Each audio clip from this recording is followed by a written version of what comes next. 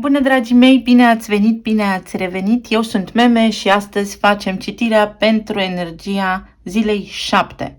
Vă mulțumesc pentru atenție și vă rog din suflet să luați de aici doar ceea ce vă ajută pe voi în bună desfășurare a vieții. Ce nu, lăsați să treacă, lăsați să meargă mai departe sau mergeți voi acolo unde credeți că puteți primi asistența cuvenită sau mesajele de care aveți nevoie acum.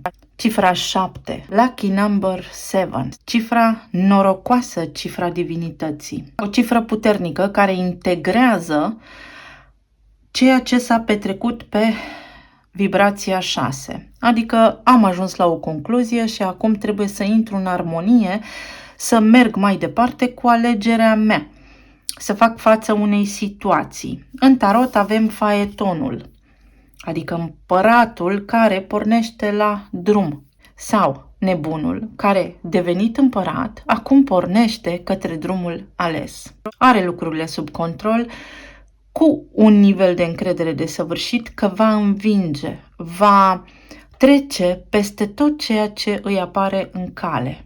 Faetonul înseamnă depășesc obstacole, depășesc provocări, mă îndrept către lucrurile pe care le merit sau trăiesc cu alegerile mele, trăiesc cu convingerile mele, îmi asum viața așa cum este ea.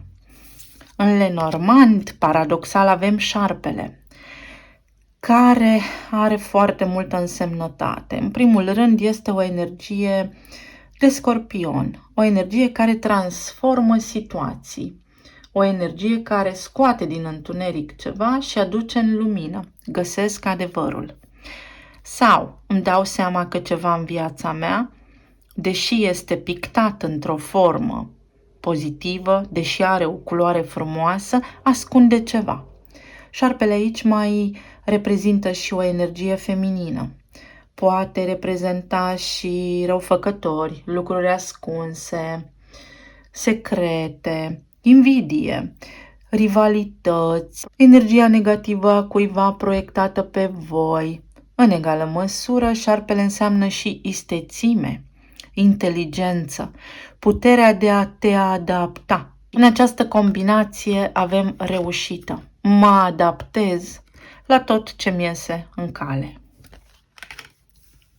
Aici putem vorbi despre o pereche de ochelari, ceva ce are legătură cu o pereche de ochelari, despre cineva care poate are ochii deschiși la culoare, despre afaceri care acum vor prospera, despre creștere financiară reușită pe plan profesional și nu numai.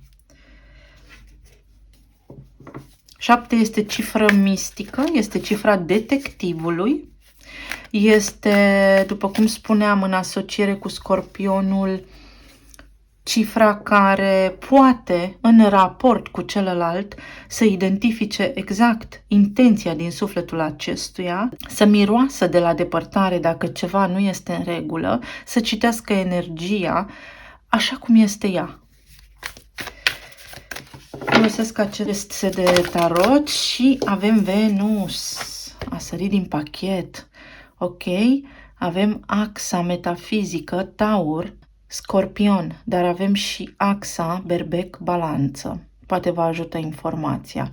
Identitatea mea în raport cu ceilalți, valoarea mea în raport cu ceilalți, locul meu în relația mea și cum să fac să ajung la împlinire, la armonie și la iubire, sau cum să fac să atrag mai mulți bani în viața mea.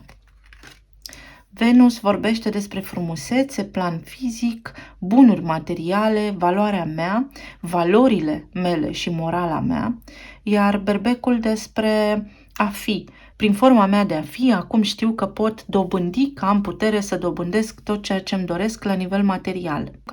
Știu că am nevoie de parteneriate, însă trebuie să fiu precaut la nivel de parteneriate, la serviciu, chiar și în relația mea de iubire, să văd ca nu cumva cel de lângă mine să aibă vreun motiv ascuns acolo sau să nu fie pe deplin sincer cu mine.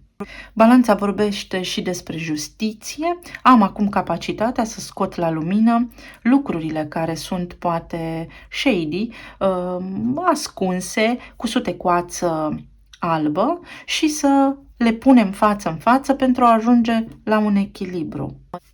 Frumoasă energie, mă regăsesc în cifra 7, am cifra destinului 7, voi începe în curând, când permite Universul și fetița mea, o serie de multe clipuri, am liste, agende despre tot ceea ce vreau să vă vorbesc.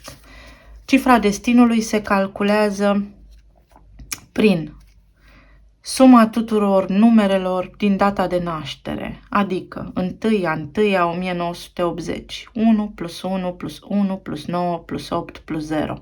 Veți obține cel mai probabil două numere, care și acestea se adună și se reduc la o singură cifră. Aceea este cifra destinului.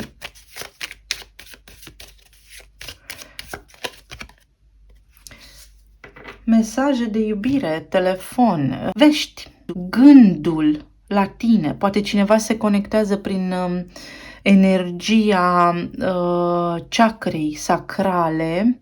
Veți simți așa o undă de energie, o căldură care vă învăluie. Să știți că aceea vine de la persoana voastră iubită, cu care poate unii dintre voi nu comunicați, sau dacă comunicați cu cineva și nu îi știți realele intenții, folosiți-vă intuiția, folosiți-vă de energie. Energia nu minte.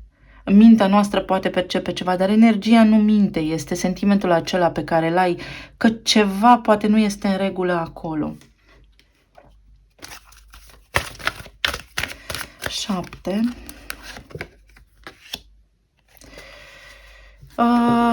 Singurătate, dar mai degrabă solitudine, da? Astăzi puteți primi un mesaj care să vă scoată din starea aceasta de solitudine, care să vă facă pe plac, dar atenție că s-ar putea să fie ceva care să vă încânte temporar și ulterior să nu aibă un rezultat pe termen lung. Adică să nu fie neapărat o schimbare profundă la mijloc, ci pur și simplu mi s-a făcut dor de tine din senin, te-am sunat să-ți spun, bun, și acum? Și acum ne folosim intuiția. Și acum, ca să evităm salata, trebuie să fim atenți. Dorința, v-am spus că are legătură cu chakra sacrală, care înseamnă și energie sexuală. Inima. Inima cuiva pulsează, da? Trimite stimuli către creier și creierul spune simt o dorință, mi-e dor de cineva și s-ar putea să vă conectați cu cineva sub forme diferite, prin metode diferite, căi diferite. Cel mai probabil veți primi un mesaj, un telefon, vedeți un mesaj undeva de la persoana iubită sau vă conectați energetic, după cum spuneam. Cifra 3, poate în jurul orei 3 sau poate ceva ce are legătură cu acea citire lungă pe care am făcut-o pe data de 3. Racul. Poate aveți legătură cu vreun semn de apă astăzi, mai exact cu cineva din rac. Sau vreo femeie astăzi să vă dea bătăi de cap, să credeți că vă este aproape, că vă este prietenă și când colo să vă dați seama că are ceva interese ascunse în ceea ce vă privește. Căile sunt nebănuite.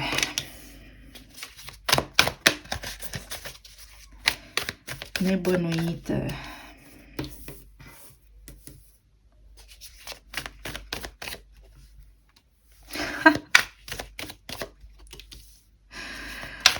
Oi, oi.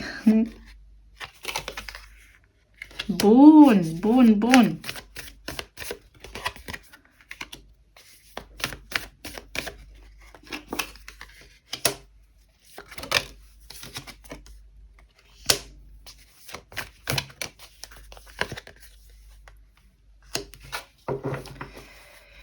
Avem așa, doamnelor și domnilor, o zi plină în relație unde într-adevăr va exista o conexiune cu persoana voastră iubită. O conexiune puternică care astăzi se reactivează din inimă. Impulsurile inimii se duc către mintea cuiva care procesează informația și vă sună sau cineva astăzi efectiv vă dorește puternic, are impulsul puternic să plece către voi, să vină către voi. Are o chemare, energia voastră îi cheamă. Aici văd pe cineva care până acum s-a apărat sau a jucat rolul de victimă. Cineva care până acum s-a ascuns, s-a victimizat, s-a adăpostit sub aparențe, astăzi simte nevoia să se reconecteze cu voi. Este o frică aici, o frică de a nu fi rănit, poate aceștia sunteți voi în momentul în care vă reconectați cu persoana iubită. Mi-e teamă ca nu cumva lucrurile să stea ca și înainte. Faetonul deschide un nou drum, dar evident că trebuie să țineți seama de istoria voastră, pentru că aici a fost un câmp de luptă, din care, da, acum vă vindecați rănile și este normal să aveți această reținere față de iubire, dar iubirea există. Să vedem de ce vă reține. Ce vă reține? Cu șarpele aici poate a fost o trădare, poate a fost cineva care v-a înșelat, poate ați descoperit niște mesaje pline de pasiune ale persoanei iubite cu altcineva și acest lucru v-a făcut să luați o decizie, să vă îndepărtați de persoana voastră iubită, de persoana pe care o credeați parte din viața voastră, din cuplu, din căsnicie. Da, uite, pentru unii dintre voi, într-adevăr, a jucat un rol important aici acest triunghi amoros. Unii dintre voi, posibil că ați descoperit un triunghi amoros și astăzi persoana cu care voi ați format un cuplu să încerce să se reapropie de voi. 2 de monede. Și atunci voi, exact cum vă spuneam mai devreme, va trebui să vă asumați conversația, să vă asumați trăirea, să vă asumați decizia sau să vă asumați faptul că există posibilitatea oricând și oriunde ca persoana la care vă gândiți voi să nu se fi schimbat sau să existe posibilitatea ca persoana la care voi vă gândiți să se fi schimbat și trebuie să vă folosiți intuiția. Nu sunteți foarte hotărâți. Cineva aici își face planuri, dar nu a ajuns încă în punctul în care să acționeze. Există totul la nivel de intenție și intenția este să vină către voi pentru că voi sunteți steaua. Steaua și 2 de cupe înseamnă un sens al predestinării, da? Există potențialul cel mai mare ca aceste lucruri să se manifeste în relația voastră de iubire aici. Pentru pajul de cupe avem 8 de monede. Cred că aici unii dintre voi ați fost implicați într-o relație cu cineva de la serviciu sau are legătură cu serviciul vostru, poate v-ați cunoscut la o petrecere, poate v-ați cunoscut printr-un parteneriat de afaceri sau poate persoana la care vă gândiți voi vă este colegă, șef, șefă sau coleg. Aici clar este o necesitate de a face pace cu cineva. Cineva astăzi se îndreaptă către voi și are intențiile cel puțin transparente sau mai transparente ca de obicei. Asta nu înseamnă că trebuie să aveți încredere deplină, ci înseamnă că trebuie clar să vă folosiți intuiția. Pentru că aici am magicianul. Absolut orice este posibil astăzi pentru voi la nivel de relație de iubire. Persoana pe care voi o așteptați în viața voastră, clar, va avea un soi de tentativă de comunicare cu voi sau se conectează cu voi energetic, atenție la ce veți simți, împinsă de o puternică dorință, de o cifră 3 care înseamnă eterul și împărăteasa și care manifestă. Cineva se joacă cu energia, chiar dacă nu știe ce face. Da? Eu vă spun profund așa, cineva modelează energia, da? Se reconectează pe firul energetic dintre voi doi cu voi, cu o dorință ascunsă, da, să revină în viața voastră. Voi aici sunteți cumva izolați, reținuți, temători, analizați opțiunile sau poate vă surprinde această inițiativă pe care ei o au dintr-o dată, pentru că între voi a existat anterior un câmp de luptă, o istorie care poate s-a lăsat cu răni deschise. Doi de cupe îmi spune că vorbim despre o relație stabilă, nu despre mambo-jumbo, posibil căsătorie să fie de-a dreptul, sau suflete pereche. Adică genul acela de conexiune foarte puternică, reală, care cândva a fost reală. Uite, cărțile de ieri, vedeți că toate lucrurile se leagă. Pentru care acum, într-adevăr, ați rămas cu o durere foarte puternică în suflet, dar, în egală măsură, există șansă de împăcare și am judecata, pe care nu o vedeți încă. Șansă de împăcare. Trebuie să existe aici o schimbare, dar cineva vine cu putere în câmpul vostru energetic, cineva vine către voi. Cineva inclusiv se gândește și regretă sau se teme că voi nu îi veți mai lua în calcul, să știți. Cineva crede că voi nu îi mai doriți, că îi veți da la o parte. Cineva se teme că în viața voastră nu mai are niciun rol.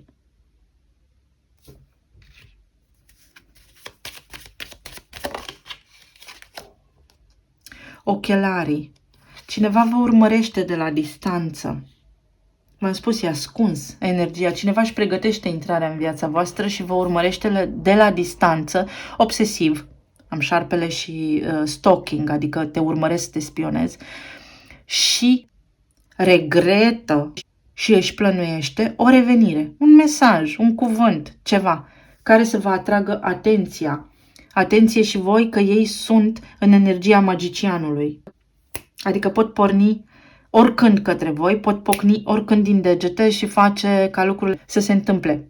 Voi sunteți faetonul, adică împăratul care știți acum ce aveți de făcut. Folosiți-vă intuiția. Dorința e mare, pasiunea e mare, magnetismul e mare. Așa, la planul financiar aici avem o constrângere, poate la nivel financiar, care are legătură cu casa mea, cu viața mea de zi cu zi. Cred că vreau să intru într-un proces de renovare, într-un proces de curățenie, într-un proces de creație, de a face ceva nou în casa mea și nu văd calea, nu mi-ajung bănuții. Pentru alții dintre voi, vedeți acum o oportunitate de ascensiune și să știți că emiteți anxietate, vă este teamă. Văd aici că sunteți în acea perioadă sau în acea frecvență de a gândi prea mult asupra unui lucru în loc să aveți încredere în voi că reușiți. Să vedem despre ce este vorba. Vreți o transformare și vă este teamă să vă asumați această transformare, mai ales la nivel financiar. Vreți o schimbare, vă doriți această schimbare, dar vă este teamă să nu dați greș.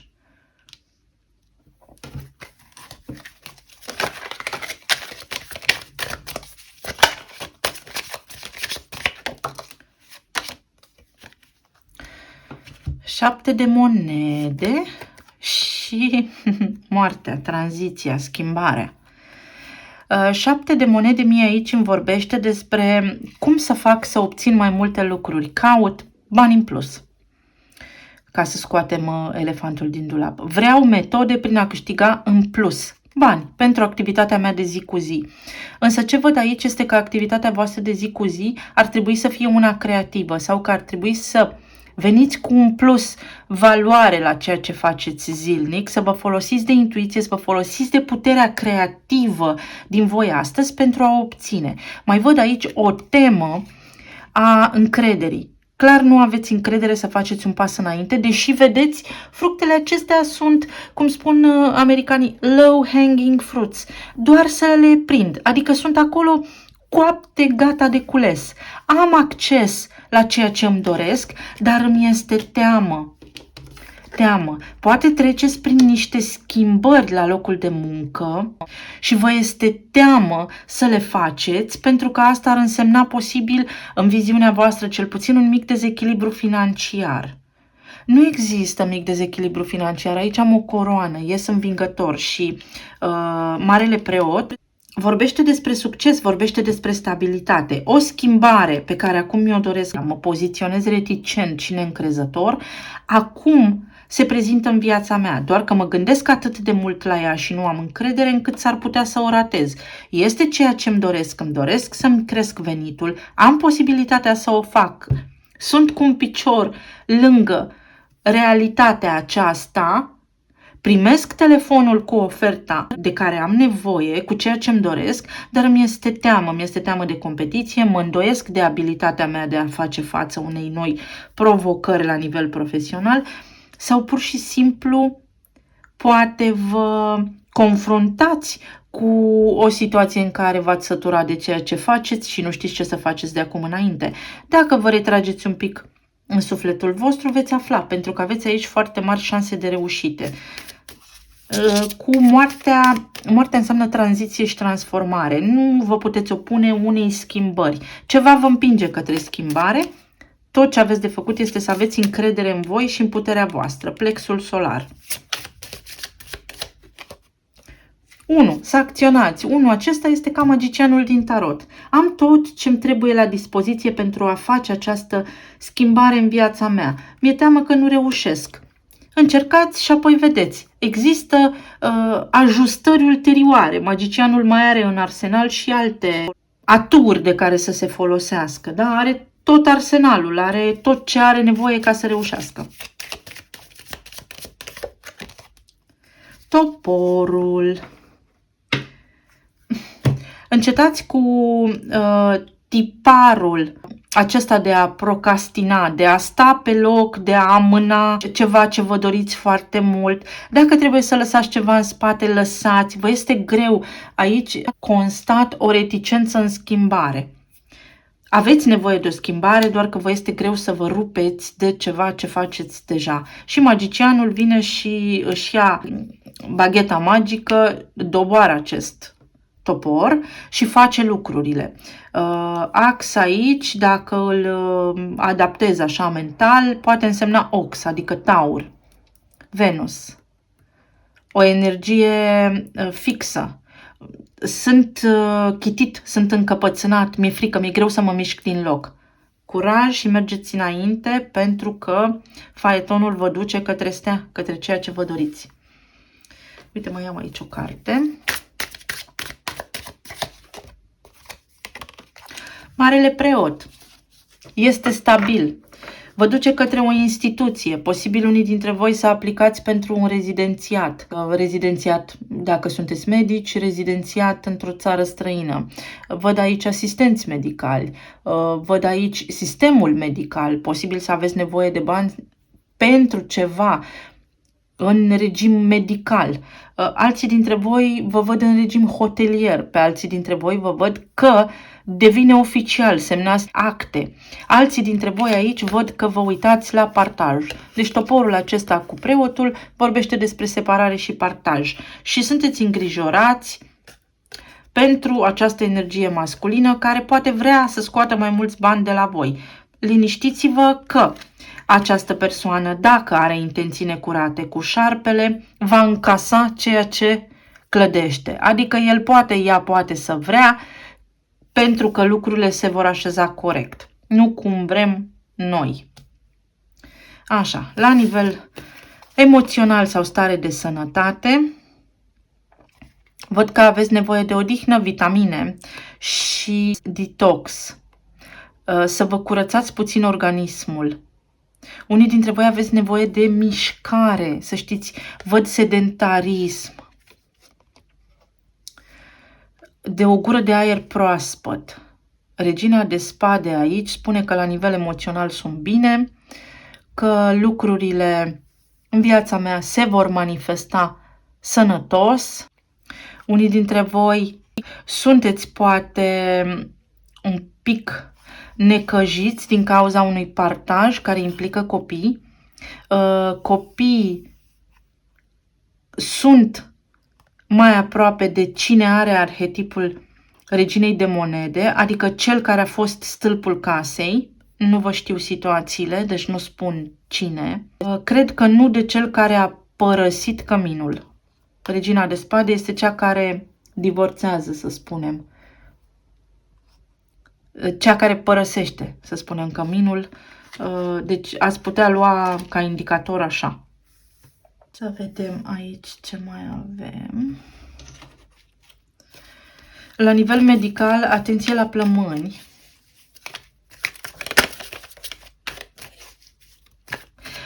Simt o mică amorțeală la față, deci atenție la amorțeală în corp, mici amorțeli, la cap, iarăși să aveți grijă, multă odihnă vă trebuie. Nebunul. Dacă vă temeți pentru acel partaj și unde să aibă de acum înainte copiii reședința, lucrurile se vor așeza și aș spune că pe centru și colo, dar cu un program foarte bine stabilit.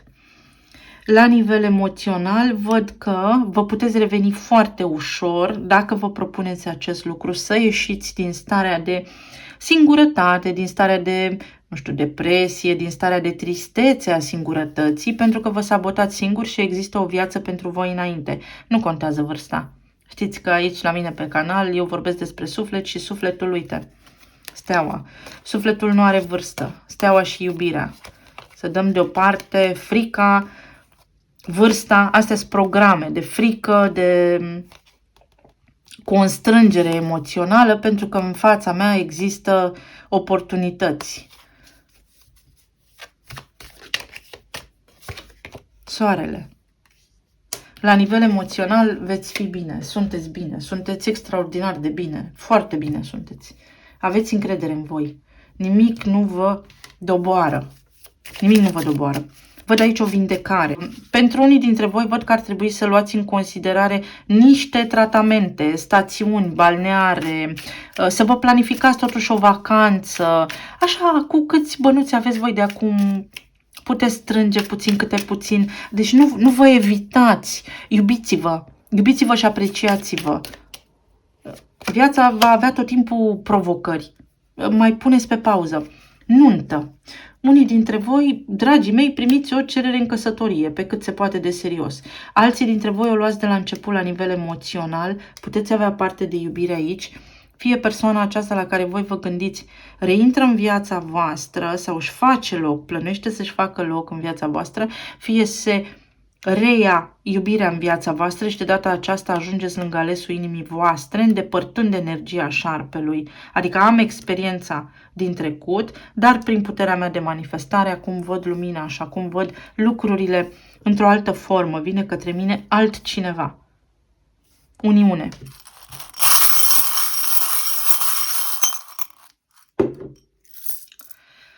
La talismane am pisicuțele astea, cred că se țin pisicuțele astea de mine de ceva timp, de mine implicit de voi. Am, uite, yin, yang. Adevărul este la mijloc, YY. Două posibilități aveți înainte sau o alegere importantă de făcut zilele acestea. Să reparați ceva sau să o luați de la început. Deci am un nasture și pasărea Phoenix. Orice ați alege, există o șansă aici ca lucrurile să funcționeze bine între voi. O alegere.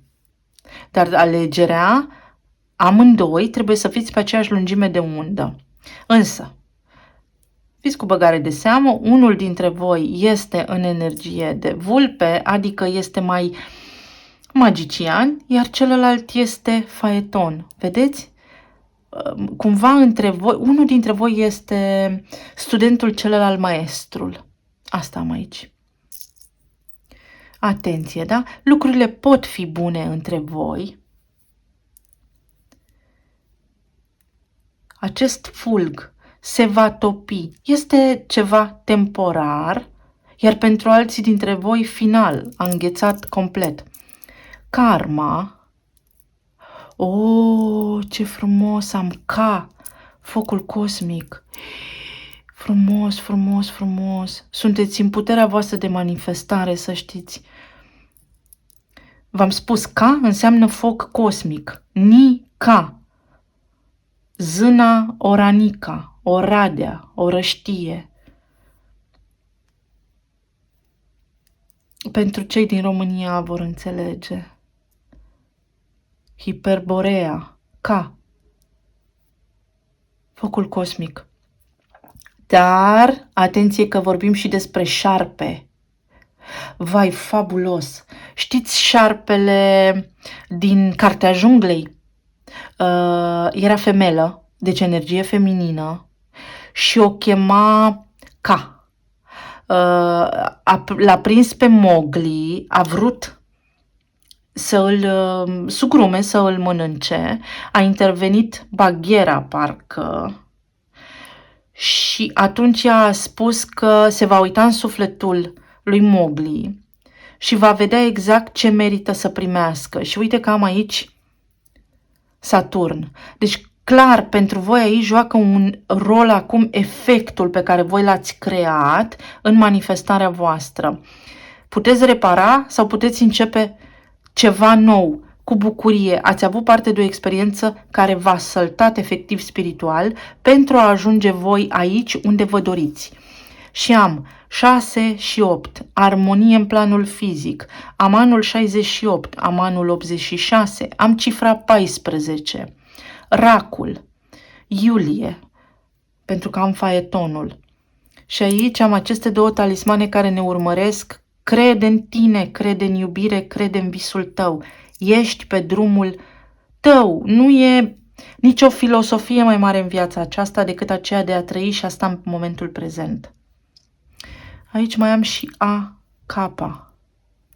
S-ar putea să aveți nevoie de apă sau să evitați să fiți impulsivi, să luați o decizie cu calm. Vă mulțumesc tare mult, ca de obicei, vă îmbrățișez cu forță și iubire, să fiți sănătoși și să ne reauzim cu bine și data viitoare. Pa, pa!